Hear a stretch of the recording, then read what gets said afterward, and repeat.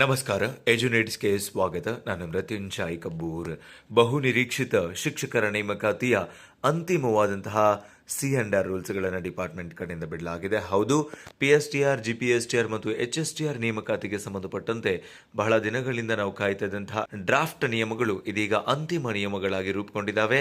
ಒಟ್ಟು 3 ಪತ್ರಿಕೆಗಳನ್ನು ಡ್ರಾಫ್ಟ್ನಲ್ಲಿ ನೋಡಿದ್ವಿ. ಇನ್ಫ್ಯಾಕ್ಟ್ ಇದೀಗ 3ರ ಪೈಕಿ ಕೇವಲ 2 ಪತ್ರಿಕೆಗಳನ್ನು ಮಾತ್ರ ಉಳಿಸಿಕೊಳ್ಳಲಾಗಿದೆ. ಅದರಲ್ಲೂ ಕೂಡ ಡಿಸ್ಕ್ರಿಪ್ಟಿವ್ ಅನ್ನು ಸಂಪೂರ್ಣವಾಗಿ ತೆಗೆದುಹಾಕಲಾಗಿ 100 ಅಂಕದ 2 ಪತ್ರಿಕೆಗಳನ್ನು ಮಾತ್ರ ನಿಗದಿಪಡಿಸಲಾಗಿದೆ. ಹೌದು, ಪತ್ರಿಕೆ 1 100 ಅಂಕದ್ದಾಗಿರುತ್ತೆ, MCQ ಇರುತ್ತೆ. ಪತ್ರಿಕೆ 2 ಕೂಡ 100 ಅಂಕದ್ದೇ ಆಗಿರುತ್ತೆ, ಅದು ಕೂಡ MCQ ಆಗಿರುತ್ತೆ.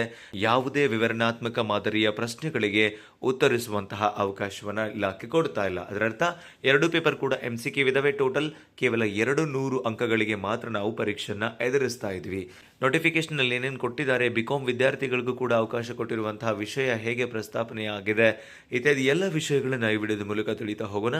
ಆದ್ಮೇಲೆ ವಿಡಿಯೋ ಸ್ಟಾರ್ಟ್ ಮಾಡೋದಕ್ಕಿಂತ ಮೊದಲು ನೀವೇನಾದರೂ ಎಜು ನೀಡ್ಸ್ಗೆ ಹೊಸಬರಾಗಿದ್ರೆ ಅಥವಾ ಇನ್ನೂವರೆಗೂ ಸಬ್ಸ್ಕ್ರೈಬ್ ಮಾಡ್ಕೊಂಡಿಲ್ಲ ಅಂತಾದರೆ ಸಬ್ಸ್ಕ್ರೈಬ್ ಆಗೋದನ್ನು ಮರಿಬೇಡಿ ಮತ್ತು ಮುಂದಿನ ಎಲ್ಲ ಅಪ್ಡೇಟ್ಸ್ಗಳಿಗಾಗಿ ನೋಟಿಫಿಕೇಶನ್ ಬೆಲ್ ಒತ್ತಿ ಆಲ್ ಅಂತ ಸೆಲೆಕ್ಟ್ ಮಾಡಿ. ಆದ್ಮೇಲೆ ಈ ಒಂದು ಕರ್ನಾಟಕ ರಾಜ್ಯಪತ್ರ ಅಧಿಕೃತವಾಗಿ ಪ್ರಕಟವಾಗಿರುವಂಥದ್ದು 10ನೇ ಆಗಸ್ಟ್ 2026ಕ್ಕೆ ಪ್ರಕಟಗೊಂಡಿದೆ. ಈಗಾಗಲೇ ನಮ್ಗೆ ಗೊತ್ತಿದ್ದಂಗೆ 14ನೇ ಜುಲೈಗೆ ಈ ಒಂದು ಡ್ರಾಫ್ಟ್ ನೋಟಿಫಿಕೇಶನ್ ಅಥವಾ C&R ರೂಲ್ಸ್ಗಳನ್ನು ಬಿಡಲಾಗಿತ್ತು. ಇನ್ಫ್ಯಾಕ್ಟ್ ಅದನಂತರ ಸಾಕಷ್ಟು ವಿದ್ಯಾರ್ಥಿ ಸಂಘಟನೆಗಳು, ಒತ್ತಡ ಗುಂಪುಗಳು ಒತ್ತಡವನ್ನು ಹೇರಿದ್ರಿಂದ ಇಲಾಖೆ ಮತ್ತು ಸರ್ಕಾರ ಈ ಕುರಿತು ಮರುಚಿಂತನೆಯನ್ನ ಮಾಡಿ ಒಟ್ಟು 3 ಇದ್ದಂತಹ ಪತ್ರಿಕೆಗಳನ್ನು 2 ಪತ್ರಿಕೆಗಳನ್ನು ಮಾತ್ರ ಮಾಡಿ ಆ 2 ಪತ್ರಿಕೆಗಳಲ್ಲಿ ಡಿಸ್ಕ್ರಿಪ್ಟಿವ್ ಅನ್ನು ತೆಗೆದುಹಾಕಿ ಕೇವಲ MCQ ಮಾದರಿನಲ್ಲೇ ಪರೀಕ್ಷೆಯನ್ನು ನಡೆಸೋದಕ್ಕೆ ತೀರ್ಮಾನವನ್ನು ತೆಗೆದುಕೊಂಡಿದೆ.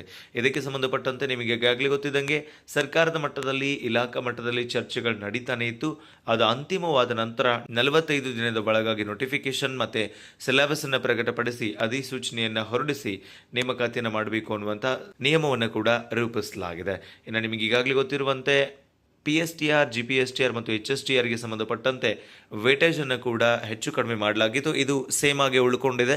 ನಮಗೆ ಡ್ರಾಫ್ಟ್ನಲ್ಲಿ ಏನು ಕೊಟ್ಟಿದ್ರು ಅದೇ ಒಂದು ವೇಟೇಜನ್ನು, ಅದೇ ಒಂದು ಕ್ಯಾಲ್ಕುಲೇಷನನ್ನು ಇಲ್ಲಿ ನಾವು ಡಿರೈವ್ಡ್ ಫಾರ್ಮನ್ನು ನೋಡ್ತಾ ಇದ್ದೀವಿ.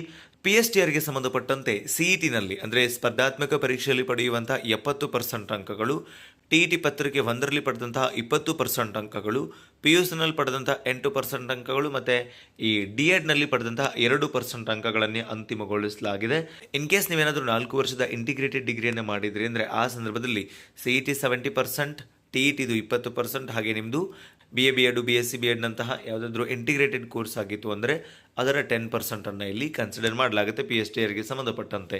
ಇನ್ನು GPSTRಗೆ ಸಂಬಂಧಪಟ್ಟಂತೆ CETನಲ್ಲಿ 70%, ಹಾಗೆ TETಯ 20%, ಡಿಗ್ರಿನ 8%, ಹಾಗೆ B.Edನ 2% ಅನ್ನು ಇಲ್ಲಿ ಕನ್ಸಿಡರ್ ಮಾಡಲಾಗ್ತಾ ಇದೆ. ಹಾಗೇನು ಇಲ್ಲೂ ಕೂಡ ಸೇಮ್ ಆಗಿರುತ್ತೆ. ನಿಮ್ದೇನಾದರೂ ಇಂಟಿಗ್ರೇಟೆಡ್ ಡಿಗ್ರಿ ಆಗಿತ್ತು ಅಂದರೆ CET 70%, TET ಪೇಪರ್ 2ನಲ್ಲಿನ 20%, ಹಾಗೆ ಇಂಟಿಗ್ರೇಟೆಡ್ ಡಿಗ್ರಿಯ 10% ಅನ್ನು ಇಲ್ಲಿ ಕನ್ಸಿಡರ್ ಮಾಡಲಾಗುತ್ತೆ. ಇನ್ನು ಕಂಪ್ಯೂಟರ್ ಸೈನ್ಸ್ ಟೀಚರ್ಗೆ ಸಂಬಂಧಪಟ್ಟಂತೆ 1ರಿಂದ 8ನೇ ತರಗತಿ ಟೀಚ್ ಮಾಡ್ತಾರೆ ಇವರು.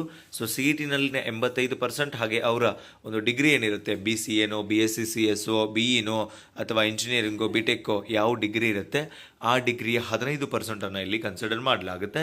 ಇನ್ನು ಫಿಸಿಕಲ್ ಎಜುಕೇಷನ್ ಟೀಚರ್ ಗ್ರೇಡ್ 2 1ರಿಂದ 8ನೇ ತರಗತಿಗೆ ಸಂಬಂಧಪಟ್ಟಂತೆ CETನಲ್ಲಿನ 85%, ಹಾಗೆ PUCಯಲ್ಲಿನ 13%, ಹಾಗೆ ಈ DPEd BPEd ಏನಿರುತ್ತೆ ಅದರಲ್ಲಿನ 2% ಅಂಕಗಳನ್ನು ಇಲ್ಲಿ ಕನ್ಸಿಡರ್ ಮಾಡಲಾಗ್ತಾ ಇದೆ. ಇನ್ನು ಪ್ರೌಢಶಾಲಾ ಶಿಕ್ಷಕರಿಗೆ ಸಂಬಂಧಪಟ್ಟಂತೆ CETಯಲ್ಲಿನ 85%, ಡಿಗ್ರಿಯಲ್ಲಿನ 13%, ಹಾಗೆ B.Edನಲ್ಲಿನ 2% ಅನ್ನು ಕನ್ಸಿಡರ್ ಮಾಡಲಾಗ್ತಿದೆ. ಹೈಸ್ಕೂಲ್ ಟೀಚರ್ಗೆ ಸಂಬಂಧಪಟ್ಟಂತೆ ವೇಟೇಜ್ನ ಹೆಂಗೆ ಕ್ಯಾಲ್ಕುಲೇಟ್ ಮಾಡ್ತಾ ಇದ್ದಾರೆ ಅಂದರೆ CETನಲ್ಲಿನ 85%, ಹಾಗೆ ಡಿಗ್ರಿಯಲ್ಲಿನ 13% ಮತ್ತು B.Edನಲ್ಲಿನ 2% ಅನ್ನು ಕನ್ಸಿಡರ್ ಮಾಡ್ತಾ ಇದ್ದಾರೆ. ಇನ್ನು physical education grade 1 physical education teacher grade 1ಗೆ ಸಂಬಂಧಪಟ್ಟಂತೆ CETಯಲ್ಲಿನ 85%, ಡಿಗ್ರಿಯಲ್ಲಿನ 13%, ಹಾಗೆ BPEd ಏನಿರುತ್ತೆ ಅದರಲ್ಲಿನ 2% ಅನ್ನು ಕನ್ಸಿಡರ್ ಮಾಡಲಾಗ್ತಾ ಇದೆ. ಸೊ ಇದಕ್ಕೆ ಸಂಬಂಧಪಟ್ಟಂಥ ಯಾವ್ಯಾವ ಮೀಸಲಾತಿಗಳಿರ್ತವೆ ಅವೆಲ್ಲವುಗಳು ಕೂಡ ಅನ್ವಯ ಆಗ್ತವೆ. ಇನ್ನು ವಯೋಮಿತಿಯನ್ನು ಎಷ್ಟು ನಿಗದಿಪಡಿಸಲಾಗಿದೆ ಅಂತಂದರೆ ಪರಿಶಿಷ್ಟ ಜಾತಿ, ಪರಿಶಿಷ್ಟ ಪಂಗಡ ಅಂದರೆ SC ST ಕ್ಯಾಟಗರಿ 1 ಮತ್ತು ಈ ಫಿಸಿಕಲಿ ಹ್ಯಾಂಡಿಕ್ಯಾಪ್ ಇರುವಂಥ ಅಭ್ಯರ್ಥಿಗಳಿಗೆ ಗರಿಷ್ಠ 45 ವರ್ಷ ನಿಗದಿಪಡಿಸಲಾಗಿದೆ. Category 2A 2B 3A 3Bನ OBC ಅಭ್ಯರ್ಥಿಗಳಿಗೆ 43 ವರ್ಷ ನಿಗದಿಪಡಿಸಲಾಗಿದೆ. ಹಾಗೆ ಜನರಲ್ ಮೆರಿಟ್ ಅಭ್ಯರ್ಥಿಗಳಿಗೆ 40 ವರ್ಷವನ್ನು ನಿಗದಿಪಡಿಸಲಾಗಿದೆ. ಇವೆಲ್ಲ ಹುದ್ದೆಗಳಿಗೆ ಸಂಬಂಧಪಟ್ಟಂಥ ಎಲ್ಲ ಕೆಟಗರಿಯ ಅಭ್ಯರ್ಥಿಗಳಿಗೆ 21 ವರ್ಷ ನಿಮಗೆ ಕನಿಷ್ಠ ವಯಸ್ಸಾಗಿರಬೇಕು. ಗರಿಷ್ಠ ವಯಸ್ಸು SC/ST ಕೆಟಗರಿ 1ನವರಿಗೆ 45, OBCನವರಿಗೆ 43, ಹಾಗೆ GMನವರಿಗೆ 40 ವರ್ಷವನ್ನು ನಿಗದಿಪಡಿಸಲಾಗಿದೆ. ಸೊ ಇದಕ್ಕೆ ಸಂಬಂಧಪಟ್ಟಂತೆ ಆಯ್ಕೆ ಪಟ್ಟಿ, ಹೆಚ್ಚುವರಿ ಆಯ್ಕೆ ಪಟ್ಟಿಯನ್ನು ಇಲಾಖೆ ಅಗತ್ಯಕ್ಕೆ ಅನುಗುಣವಾಗಿ ಅದನ್ನು ರೂಪಿಸುತ್ತೆ. ಇನ್ನು ಬಹಳ ಮುಖ್ಯವಾಗಿ ನೇಮಕಾತಿಯ ನಿಯಮಗಳನ್ನು ನಾವು ನೋಡ್ತಾ ಹೋಗೋಣ. ಸೊ PSTRಗೆ ಸಂಬಂಧಪಟ್ಟಂತೆ 41,300 ರೂಪಾಯಿಂದ 81,800 ರೂಪಾಯಿವರೆಗೆ ವೇತನವನ್ನು ನಿಗದಿಪಡಿಸಲಾಗಿದೆ. ಸೊ ಇದಕ್ಕೆ PUC ಪ್ಲಸ್ D.Ed ಆಗಿದ್ರೆ ನೀವು PSTR ಶಿಕ್ಷಕರ ನೇಮಕಾತಿನಲ್ಲಿ ಭಾಗವಹಿಸಬಹುದು. PUCನಲ್ಲಿ ಕನಿಷ್ಠ 50 ಅಂಕಗಳು, ಹಾಗೆ ನೀವು D.Ed ಅನ್ನು ಮಾಡಿರಬೇಕಾಗತ್ತೆ. ಅಥವಾ PUCನಲ್ಲಿ 50 ಅಂಕ, 2 ವರ್ಷದ ಶಿಕ್ಷಣ ಡಿಪ್ಲೊಮಾ ವಿಶೇಷ ಶಿಕ್ಷಣ ಆಗಿರ್ಬೋದು, ಅಥವಾ 4 ವರ್ಷದ ಎಲಿಮೆಂಟರಿ ಎಜುಕೇಷನ್ ಆಗಿರ್ಬೋದು. ಈ ರೀತಿಯಾದಂಥ ಒಂದು ಕೋರ್ಸನ್ನು ನೀವು ಕಂಪ್ಲೀಟ್ ಮಾಡ್ಕೊಂಡಿರಬೇಕಾಗುತ್ತೆ. PUC ಪ್ಲಸ್ D.Ed ಆದಂಥವ್ರು ಸಹಜವಾಗಿ ನೀವಿಲ್ಲಿ ಪತ್ರಕ್ಕೆ 1ಕ್ಕೆ ಅಥವಾ PSTR ನೇಮಕಾತಿಗೆ ನೀವು ಅರ್ಹರಾಗಿರ್ತೀರಿ. ದೈಹಿಕ ಶಿಕ್ಷಣ ಶಿಕ್ಷಕರು ಗ್ರೇಡ್ 2. ಸೊ ಇದಕ್ಕೆ ಸಂಬಂಧಪಟ್ಟಂತೆ ಸರ್ಕಾರಿ ಹಾಗೂ ಹಿರಿಯ ಪ್ರಾಥಮಿಕ ಶಾಲೆಗಳಲ್ಲಿ ಟೀಚ್ ಮಾಡೋದಕ್ಕೆ ಬೇಕಾಗ್ತಾರೆ. ಸೊ ಇವರಿಗೆ ಏನು ನಿಗದಿಪಡಿಸಿದ್ದಾರೆ ಕನಿಷ್ಠ ವಿದ್ಯಾರ್ಹತೆಯನ್ನು ಅಂತಂದರೆ, ಸೊ ಕನಿಷ್ಠ 12ನೇ ತರಗತಿ ಪಾಸ್ ಆಗಿರಬೇಕು. 50% ಅಂಕಗಳನ್ನು PUCನಲ್ಲಿ ಪಡ್ಕೊಂಡಿರಬೇಕು. ನೀವೇನಾದರೂ DPEd ಮಾಡಿದ್ರಿ ಅಂತಂದರೆ 12ನೇ ತರಗತಿ ಮೇಲೆ ಸೊ ಒಂದು ಅಧಿಕೃತವಾದಂತಹ DPEd ಅಂದರೆ ಈ ಫಿಸಿಕಲ್ ಎಜುಕೇಷನಲ್ಲಿ ಡಿಪ್ಲೊಮೋವನ್ನು ನೀವು ಹೊಂದಿದ್ರಿ ಅಂತಂದರೆ ನಿಮಗೆ ಅವಕಾಶ ಸಿಗುತ್ತೆ. ಇನ್ನು ಬಹಳ ಮುಖ್ಯವಾಗಿ GPSTR ನೇಮಕಾತಿಗೆ ಸಂಬಂಧಪಟ್ಟಂತೆ 44,425 ರೂಪಾಯಿಂದ 83,700 ರೂಪಾಯಿನ ನಿಗದಿಪಡಿಸಲಾಗಿದೆ. ಸೊ ಪದವಿಯಲ್ಲಿ ಕನಿಷ್ಠ 50 ಅಂಕಗಳನ್ನು ಪಡ್ಕೊಂಡಿರಬೇಕು. ಜೊತೆಗೆ B.Edನಲ್ಲಿ ನಾವು ಅರ್ಹತೆಯನ್ನು ಪಡ್ಕೊಂಡಿದ್ವಿ ಅಂದರೆ ನಮಗೆ ಈ ಒಂದು PSTR ಹುದ್ದೆಗಳಲ್ಲಿ ಭಾಗವಹಿಸೋದಕ್ಕೆ ಅವಕಾಶ ಸಿಗುತ್ತೆ ಅನ್ನೋದನ್ನು ಬಹಳ ಸ್ಪಷ್ಟವಾಗಿ ನಾವು ಗಮನಿಸಬೇಕಾಗತ್ತೆ. ಇನ್ನು ಪದವೀಧರ ಪ್ರಾಥಮಿಕ ಶಾಲಾ ಶಿಕ್ಷಕರ ಭಾಷೆಗೆ ಸಂಬಂಧಪಟ್ಟಂತೆ ನಾವು ಪರ್ಟಿಕ್ಯುಲರ್ ಆದಂಥ ಭಾಷಾ ಒಂದು ನೇಮಕಾತಿನಲ್ಲಿ ಭಾಗವಹಿಸ್ತೀವಿ ಅಂದರೆ ಆ ಭಾಷೆಗಳನ್ನು ನಾವು ಓದಿರಬೇಕಾಗುತ್ತೆ. ಆಪ್ಷನಲ್ ಸಬ್ಜೆಕ್ಟ್ ಆಗಿ ನಾವು ಡಿಗ್ರಿನಲ್ಲಿ ಆ ವಿಷಯಗಳನ್ನು ಓದಿರಬೇಕಾಗುತ್ತೆ. ಇನ್ನು ಸಮಾಜ ವಿಜ್ಞಾನಕ್ಕೆ ಸಂಬಂಧಪಟ್ಟಂತೆ ಈ ವರ್ಷ BCom ಮೇಲೆ B.Ed ಮಾಡಿದಂಥ ಅಭ್ಯರ್ಥಿಗಳನ್ನು ಕೂಡ ಕನ್ಸಿಡರ್ ಮಾಡಿದ್ದಾರೆ. ಸೊ ಏನು ನಿಗದಿಪಡಿಸಿದ್ದಾರೆ ವಿದ್ಯಾರ್ಹತೆಯನ್ನು ಅಂತಂದರೆ, ಸಮಾಜ ಪಾಠಗಳು ವಿಷಯಕ್ಕೆ ಸಂಬಂಧಪಟ್ಟಂತೆ 2 ಐಚ್ಛಿಕ ವಿಷಯಗಳನ್ನು ಓದಿರಬೇಕು ಡಿಗ್ರಿನಲ್ಲಿ ಅಂತ ಹೇಳ್ತಾ ಇದ್ದಾರೆ. ಸಮಾಜ ಪಾಠಗಳು ಸಮೂಹದ ಇತಿಹಾಸ, ಅರ್ಥಶಾಸ್ತ್ರ, ಭೂಗೋಳಶಾಸ್ತ್ರ, ರಾಜಕೀಯ ಶಾಸ್ತ್ರ, ಸಮಾಜಶಾಸ್ತ್ರ ಇವುಗಳಲ್ಲಿಯೇ 2 ವಿಷಯಗಳು, ಅಥವಾ ಸಮಾಜ ಪಾಠಗಳು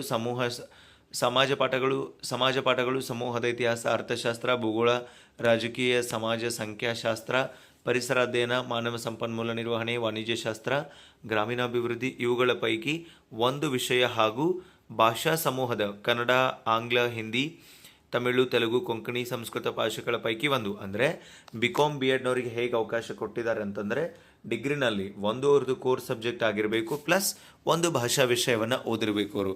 ಅಂತಹ BCom B.Ed ಅಭ್ಯರ್ಥಿಗಳಿಗೂ ಕೂಡ ಇಲ್ಲಿ ಅವಕಾಶವನ್ನು ಕಲ್ಪಿಸಿಕೊಡಲಾಗಿದೆ. ಹಾಗೆ ನಿಮ್ಮದು B.Edನಲ್ಲಿ ಈ ಸಮಾಜ ವಿಜ್ಞಾನ ಮೆಥಡನ್ನು ನೀವು ತಗೊಂಡು ನಿಮ್ಮ B.Edಅನ್ನು ಕೂಡ ಪಾಸ್ ಮಾಡಿಕೊಂಡಿರಬೇಕಾಗತ್ತೆ. GPSTRಗೆ ಸಂಬಂಧಪಟ್ಟಂತೆ degree plus B.Ed plus paper 2, ನಿಮ್ಮದು TET ಪೇಪರ್ 2 ಆಗಿದ್ರೆ ಅರ್ಹತೆಯನ್ನು ನಾವಿಲ್ಲಿ ಪಡ್ಕೊತೀವಿ ಅರ್ಜಿ ಸಲ್ಲಿಸೋದಕ್ಕೆ. ಇನ್ನು ಕನಕ ವಿಜ್ಞಾನ ಶಿಕ್ಷಕರು, ಕಂಪ್ಯೂಟರ್ ಸೈನ್ಸ್ ಶಿಕ್ಷಕರಿಗೆ ಸಂಬಂಧಪಟ್ಟಂತೆ ಸೊ BScನಲ್ಲಿ CS ಆಗಿರಬಹುದು, ಅಥವಾ BCA ಆಗಿರಬಹುದು, ಅಥವಾ BA ಆಗಿರಬಹುದು, ಅಥವಾ BTech ಆಗಿರ್ಬೋದು. ಅದರಲ್ಲಿ computer science, information science, electronics and communication ಇಷ್ಟು ವಿಷಯಗಳನ್ನು ನೀವು BE/BTechಲ್ಲಿ ಓದಿದ್ರೂ ಅವಕಾಶ ಇದೆ. BCA ಓದೋರಿಗೂ ಅವಕಾಶ ಇದೆ. ಹಾಗೆ BScನಲ್ಲಿ CS ಓದಿದಂಥವ್ರಿಗೂ ಕೂಡ ಅವಕಾಶ ಇದೆ. ಭಾಳ ಮುಖ್ಯವಾಗಿ ಗಮನಿಸಿ, ಕಂಪ್ಯೂಟರ್ ಟೀಚರ್ಗೆ ಯಾವುದೇ B.Ed ಅಥವಾ TETನ ಕಂಪಲ್ಸರಿ ಮಾಡಿಲ್ಲ. ನೀವು ನೇಮಕಾತಿ ಆದ ನಂತರ ನಿಮಗೆ 5 ವರ್ಷ ಕಾಲಾವಧಿಯನ್ನು ಕೊಡ್ತಾರೆ. ಆ 5 ವರ್ಷದಲ್ಲಿ ನೀವು ನಿಮ್ಮ B.Ed ಮತ್ತು TET ಪೇಪರ್ 2 ಕ್ಲಿಯರ್ ಮಾಡ್ಕೋಬೇಕಾಗತ್ತೆ. ಇನ್ನು ಹೈಸ್ಕೂಲ್ ಶಿಕ್ಷಕರಿಗೆ ಸಂಬಂಧಪಟ್ಟಂತೆ ಡಿಗ್ರಿ ಪ್ಲಸ್ B.Ed ಅನ್ನು ನಿಗದಿಪಡಿಸಿದ್ದಾರೆ. ಯಾವುದೇ TETಲಿ ಮ್ಯಾಂಡೇಟರಿ ಇರೋದಿಲ್ಲ ಅನ್ನೋದು ಬಹಳ ಸ್ಪಷ್ಟವಾಗಿ ನಮಗೆ ಗೊತ್ತಿರಬೇಕಾಗುತ್ತೆ. ಇನ್ನು ನೀವು ಯಾವ ವಿಷಯದ ಶಿಕ್ಷಕರಾಗ್ತೀರಿ ಆ ವಿಷಯವನ್ನು ನೀವು ಐಚ್ಛಿಕ ವಿಷಯವನ್ನಾಗಿ ಡಿಗ್ರಿನಲ್ಲೂ ಓದಿರಬೇಕು.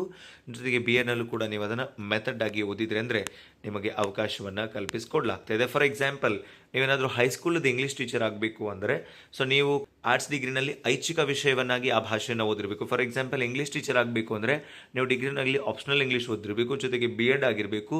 B.Edನಲ್ಲೂ ಕೂಡ ನೀವು ಅದೇ ಮೆಥಡನ್ನು ಓದಿದ್ರೆ ಅಂದರೆ ನಿಮಗೆ ಅವಕಾಶ ಸಿಗುತ್ತೆ. ಸೊ ಇಲ್ಲಿದೆ ನೋಡಿ, ಅದೇ ವಿಷಯದ ಶಿಕ್ಷಣದಲ್ಲಿ ಪದವಿ ಪಡೆದಿರತಕ್ಕದ್ದು ಅಥವಾ ಬೋಧನಾ ವಿಧಾನವನ್ನು ಅಭ್ಯಾಸಿಸಿರತಕ್ಕದ್ದು ಅಂತ ಕ್ಲಿಯರ್ ಆಗಿ ಮೆನ್ಷನ್ ಮಾಡಿದ್ದಾರೆ.